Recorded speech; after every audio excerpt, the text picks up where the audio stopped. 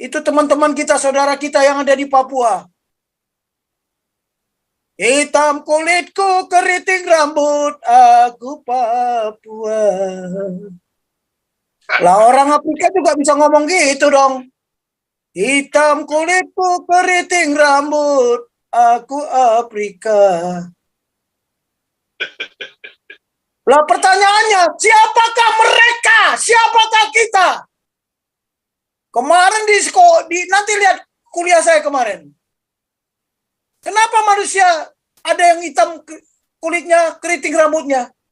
Ada kok ya kenapa yang lurus rambutnya, coklat kulitnya? Ada yang rambutnya pirang, putih kulitnya, matanya biru.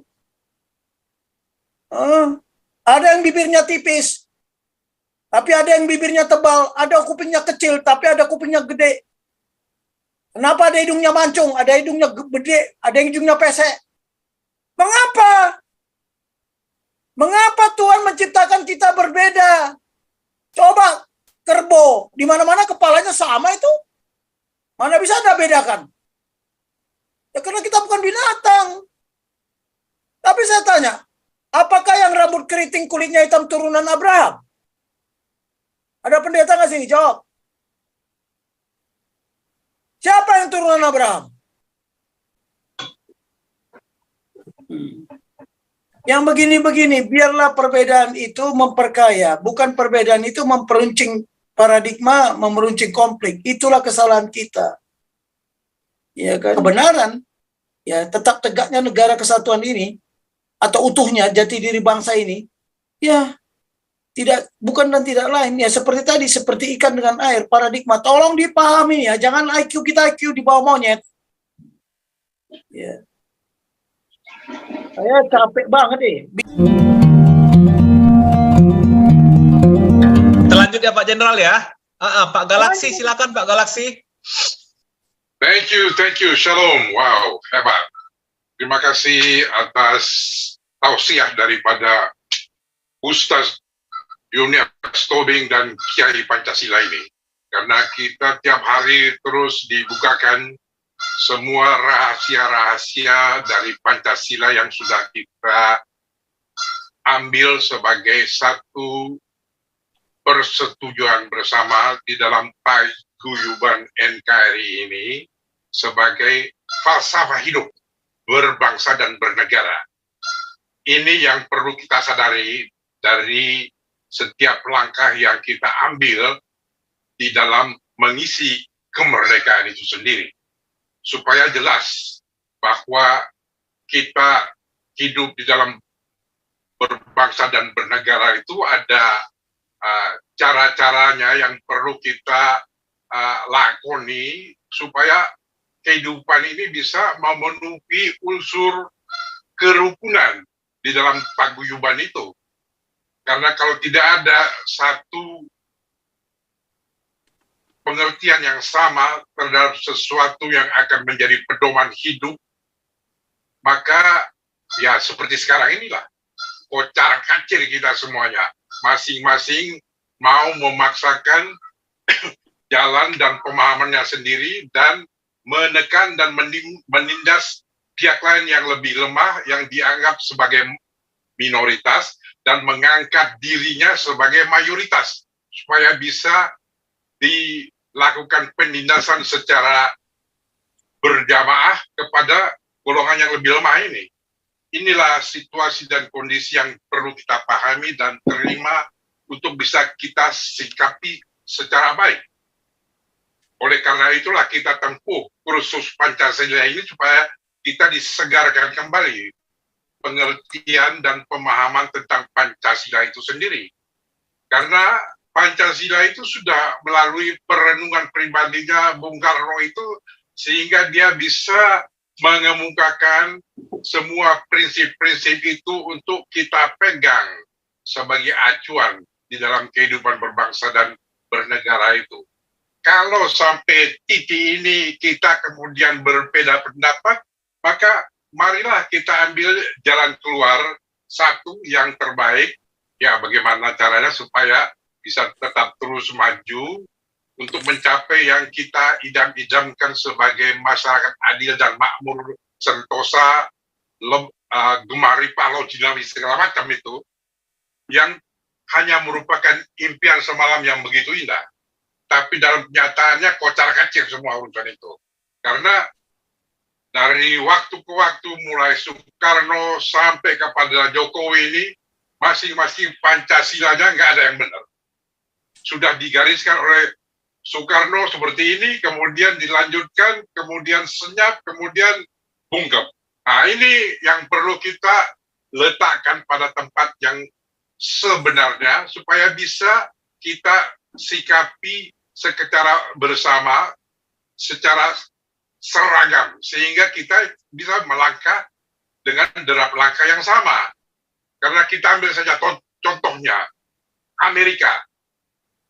Itu diakui sebagai land of the free because of the brave.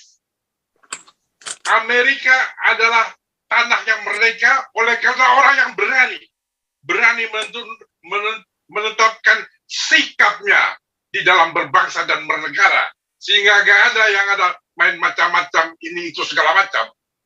Sekarang sudah mulai muncul ada ini dan itu segala macam, tapi pedomannya tetap land of the free because of the brave.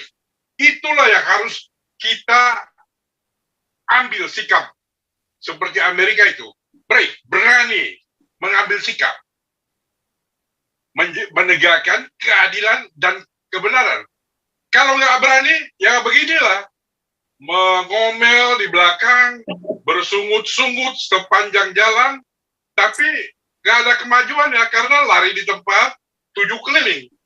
Ini makanya kita mau persiapkan diri kita di dalam kursus Pancasila ini, supaya kita mengerti secara jelas dan tuntas apa itu Pancasila untuk kita. Kalau mereka nggak mau, ya silakan, mari kita berpisah dengan baik-baik dan meneruskan perjalanan kita masing-masing. Ini sudah dilaksanakan oleh Timur-Timur dan akan disusul oleh Papua dan seterusnya dan seterusnya. Jadi jangan kaget kalau pecah ini, kue besar ini menjadi potongan-potongan kue yang akan tetap manis untuk dimati oleh masing-masing daerahnya sendiri-sendiri. Inilah satu pemikiran yang harus jelas dan gamblang kepada kita semua, supaya jangan ragu-ragu atau mikir-mikir nggak pernah selesai pemikirannya, sehingga mengambil langkah maju pun nggak berani. Ini yang perlu kita sadari, supaya kita bisa punya sikap yang berani, seperti orang Amerika itu, the land of the free, tanah yang merdeka. Kalau sekarang ini kita cuma katanya merdeka tahun 45, tapi diinjak dan ditindas. Sekarang ini kenyataannya harus kita terima, dan harus kita sikapi, dan keluar dari penindasan itu, dan menjadi orang merdeka lagi yang sesungguhnya, yang betul-betul ideal untuk berbangsa dan bernegara. Kalau nggak bisa bersama-sama, ya marilah kita sendiri-sendiri. Mungkin akan menjadi negara federasi Nusantara, atau negara persemakmuran Nusantara, seperti Inggris. Inggris itu hebat, harus kita akui. Walaupun bagaimana Australia dan Kanada sudah menjadi negara besar dan terhormat dan bisa berdiri sendiri, tetapi tentu di dalam persemakmuran Britania Raya. Itu bisa berkelangsungan hidup berbangsa dan bernegaranya. Cobalah, kalau mau dihantam oleh pihak ketiga, apakah bersatu Inggris, Australia, dan Kanada menghadapinya? Coba-coba aja. Nah, itulah hal-hal yang perlu kita perhatikan untuk menjadi pertimbangan kita bersama, supaya jangan takut untuk maju terus dengan pengertian yang makin hari makin mendalam melalui kursus ini, supaya jangan takut, tetapi berani seperti orang Amerika itu. Kira-kira demikian, Pak Yunias. Mohon ditanggapi bagaimana sebaiknya kita melangkah selanjutnya. Ya, kalau nanti bagaimana, sebenarnya pertanyaan ini akan saya jelaskan pada episode berikutnya. Tapi bagaimana, ya itu tadi, bagaimana pemuda-pemuda ini menjadi agent of change. Coba lihat secara psikologi ya. Anak yang sudah di atas 20 tahun, mungkin di atas 13 tahun aja, ini udah susah. Susah diatur. Ya, susah diatur. Makanya dibuat seperti ini. Ini udah benar ini idenya. Ini kan ini dibawa Kemenhan ini. Yang begini-begini kan dibawa Kemenhan ini.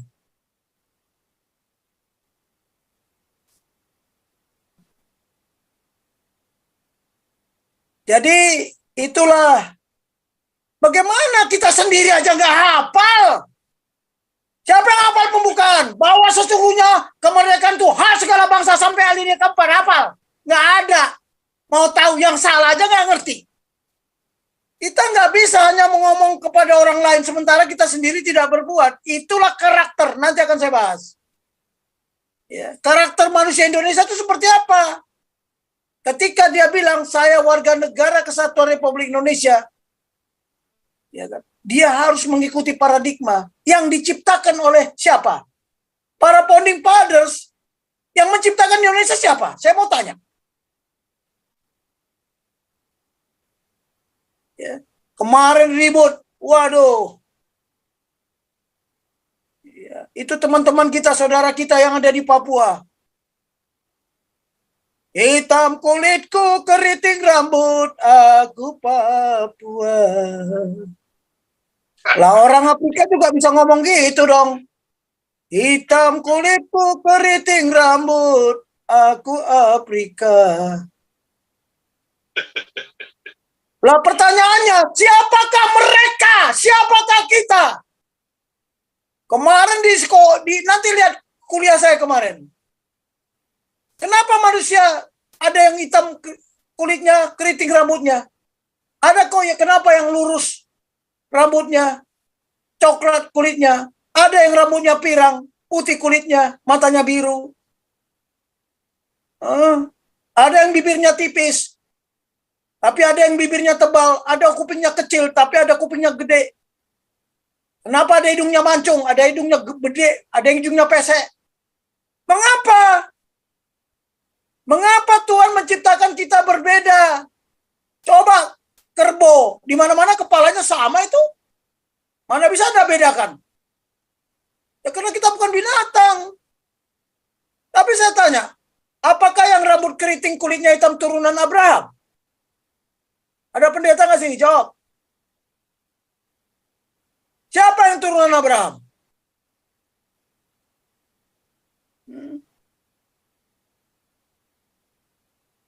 Abraham aja turunan si Sem. Ditarik lagi ke atas, ditarik lagi ke Nuh. Yang begini-begini, makanya kita harus tanya, siapakah kita? Siapa yang bukan kita? Tapi kita harus mencari titik temu. Apakah kita cucu Abraham? Ini bingung lagi nih. Wah, yang mana ini? Abraham dipecah lagi, Ismail, Isa. Isa lagi, Yakub. Aduh, macam-macam. Saya kemarin tanya, Abraham itu punya istri berapa? Loh. Ada yang bilang 2. Aduh, sudah mau masuk liang kubur aja masih bilang 2. Yang begini-begini, makanya kita harus tarik dulu di mana kita titik temunya. Ya. Ya kan? Kalau tidak, ya berkelahi karena paradigmanya berbeda-beda. Jadi mau Amerika kek, mau apa kek, paradigmanya beda-beda. Tapi kita sudah menyatakan bahwa kita bangsa Indonesia punya ideologi, yaitu Pancasila dan dasar negara. Ya, kita punya fundamental landasan kita bernegara, konstitusional, Undang-Undang Dasar 45. Kenapa kita punya konstitusi? Kenapa Inggris nggak punya konstitusi? Kenapa Amerika punya konstitusi? Karena dijajah kan? Tapi Amerika bukan istilahnya bukan penduduk asli. Penduduk aslinya di sana orang Amerika itu ya bukan yang sekarang. Jangan salah. Australia juga demikian. Jadi penduduk asli Amerika itu adalah pendatang. Ada yang dari Inggris, ada dari Spanyol, ada dari Portugis, dari berbagai negara. Jadi satu di sana. Nah, sementara Kanada berbahasa Inggris, Tapi ada bahasa Prancis. Australia juga begitu. Ya kan? Tapi beda. Ya kan? Fin language sama Australian language berbeda. Grammarnya pun udah berbeda. Slangnya juga beda. Kadang-kadang marahnya juga beda kan? Yang begini-begini, biarlah perbedaan itu memperkaya, bukan perbedaan itu memperuncing paradigma, memeruncing konflik. Itulah kesalahan kita. Ya kan? Wah, kalau ada orang Batak, capnya udah satu. Pertama, kalau orang Batak itu dicap pemberontak. Yang kedua, kasar, keras. Ya. Macam-macam lah udah julukannya. Pada setan nama kau, gitu aja. Makanya kita mau merdeka kalau kita sudah menemukan kebenaran. Titik. Selama kita belum menemukan kebenaran, ya nggak bisa. Bahwa kebenaran, ya tetap tegaknya negara kesatuan ini, atau utuhnya jati diri bangsa ini, ya tidak, bukan dan tidak lain. Ya seperti tadi, seperti ikan dengan air, paradigma. Tolong dipahami ya, jangan IQ kita IQ di bawah monyet. Ya. Saya capek banget deh. Bikin begini, Pak Galaksi, gampang. Ini membuat ini dari pagi sampai sore tadi baru selesai, jam 6. Mikir ini bukan nggak mau mengemas, mendesain. Kalau nggak punya ide, nggak bisa. Ya udahlah, saya tunjukkan begini. Lebih gampang kan? Makanya Galarua itu kemana? Menyelesaikan masalah hukum aja. Yang penting itu ide. Ditanamkan kepada mereka. Makanya saya marah juga sama organisasi saya. Saya sengaja pakai baju merah ini. Tadi udah saya tegur ketuanya. Apa kerja kalian? Mau 1 Juni ini? Ini udah mau 1 Juni, hari lahirnya Pancasila.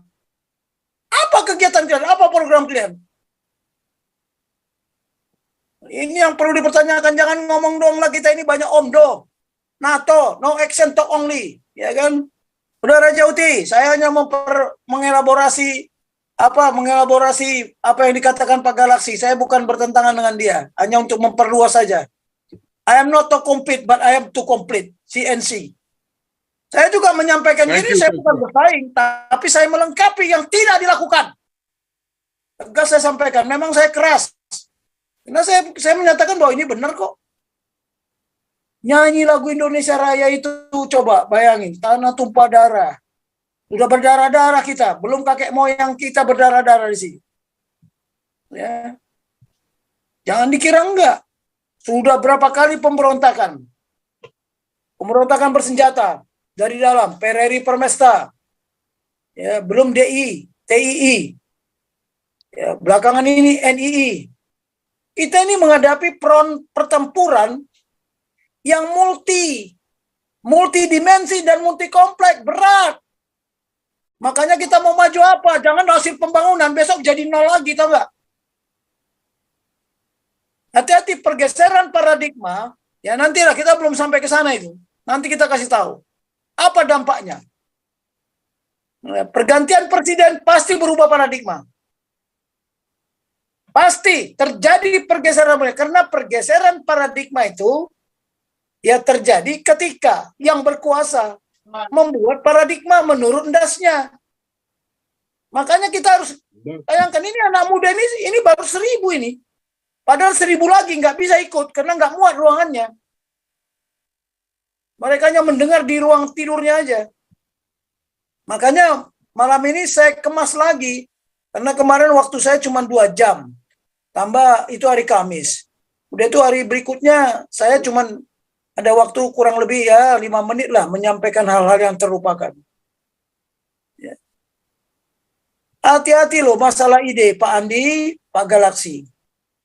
Sekarang kalau kita mau jujur tanya, ya Amerika, Indonesia, ya semua negara yang ada di dunia ini, ya, diatur sama siapa?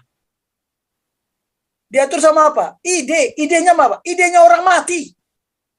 Yaitu Socrates, Aristoteles, ya Plato, Nietzsche, yang menciptakan demokrasi. Saya jujur ya, saya katakan ya, pernahkah Tuhan mengajarkan demokrasi? Di mana? Tolong para pendeta yang ada di sini, jangan diam aja. Di mana Tuhan mengajarkan demokrasi? Mana ada di kerajaan demokrasi? Ya kita yang memilih Tuhan. Terus rakyat kumpul, voting. Kamu bukan Tuhan, bisa? Tuhan gak suka demokrasi. Itu idenya orang mati. Ide orang yang tidak bertuhan malah. Jelas ya? Kita ini gak sadar, dia ketawa-ketawa di dalam kuburannya sana. Di kuburan sana ketawa-ketawa. Tuh lihat tuh, dunia kita atur ya, walaupun kita udah mati. Hati-hati dengan ide. Ide itu berbahaya. Demokrasi apa? Kita mau tadinya kan musyawarah untuk mufakat. Sekarang coba kita jujur. Presiden pertama Bung Karno melalui voting nggak? Melalui pemilihan umum. Pak Harto jadi presiden. Dari Pak Harto ke Pak Habibie presiden ketiga. Dari Habibie ke Gus Dur. Gus Dur ke Mega. Melalui voting atau musyawarah?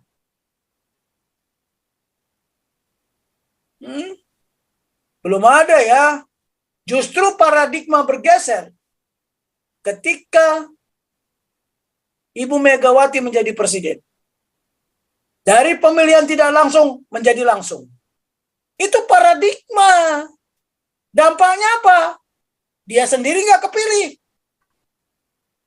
Kenapa? Hukum paradigma. Jika terjadi pergeseran paradigma, your past success guarantee nothing. Tidak ada jaminan. Walaupun partai saya adalah partai pemenang terbesar. Nonsen.